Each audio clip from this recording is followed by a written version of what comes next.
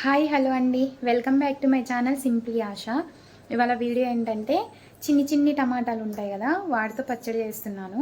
ఎప్పుడు రొటీన్గా పెద్ద పెద్ద టమాటాలతో పచ్చడి చేయడం ఇది రొటీనే కాబట్టి ఇవాళ చిన్ని చిన్ని టమాటాలు ఇంటి ముందు వస్తే తీసుకున్నాను. అయితే ఆ పచ్చడి నా ప్రాసెస్లో ఎలా చేస్తాను అనేది నేను ఈ వీడియోలో అయితే మీకు షేర్ చేస్తాను. అంతకంటే ముందు నా ఛానల్ని ఎవరైతే సబ్స్క్రైబ్ చేసుకోలేదో ఖచ్చితంగా నా ఛానల్ని సబ్స్క్రైబ్ చేసుకోండి. అలాగే లైక్ చేయండి, షేర్ చేయండి. ఇంకెందుకు ఆలస్యం, వీడియోలోకి వెళ్ళిపోవడం. చిన్న చిన్న టమాటాలు ఎంత బాగున్నాయి కదా, అసలు చాలా ముద్దుగా ఉన్నాయి. చూస్తుంటేనే నోరు ఊరుతుంది. ఈ టమాటా పచ్చళ్ళలో మనం చింతపండు వేయాల్సిన అవసరం లేదు, ఎందుకంటే ఈ టమాటాలు చాలా పుల్లగా ఉంటాయి. అయితే దీని ప్రాసెస్ ఏందో చూద్దాం. ఇప్పుడు ఈ స్టార్టింగ్ వీడియో అనేది కొద్దిగా మిస్ అయింది, అయినా నేను దీని ప్రాసెస్ చెప్తాను. ఫస్ట్ ఆయిల్ వేసుకోవాలి. ఆయిల్ హీట్ అయ్యాక పచ్చిమిర్చి జీలకర్ర వేసుకొని కొద్దిగా వేగిన తర్వాత ఒక 4-5 వెల్లుల్లి రెబ్బలు, కొద్దిగా కరివేపాకు వేసుకొని మంచిగా వేగనివ్వాలి. ఈలోపు మనం టమాటాలు వాష్ చేసుకోవాలి. నీట్గా వాష్ చేసుకున్న తర్వాత నేనైతే ఈ టమాటాలని హాఫ్ చేశాను అనమాట. ఎందుకంటే మొన్న టమాటా వీడియో పెట్టాను కదా, చిన్న చిన్న పురుగులు కూడా ఉంటాయి. అందుకోసం అని చెప్పేసి ఈ టమాటాలను కూడా నేను హాఫ్ చేసి అయితే చేశాను.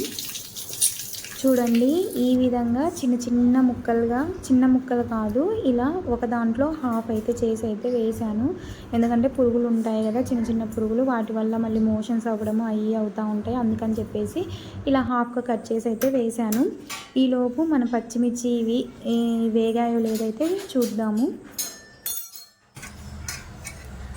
ఇప్పుడు ఇదే కళాయిలో మనం కట్ చేసిన ఈ టమాటాలు మీద వేసేస్తున్నాం.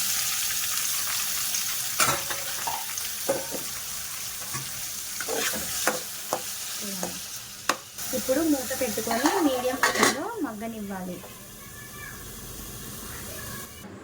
ఈలోపు మనం వేయించి పెట్టిన ఈ పచ్చిమిర్చిని మిక్సీ జార్లో వేసుకొని మనకు సరిపడా ఉప్పు వేసుకొని మెత్తగా మిక్సీ పట్టుకోవాలి.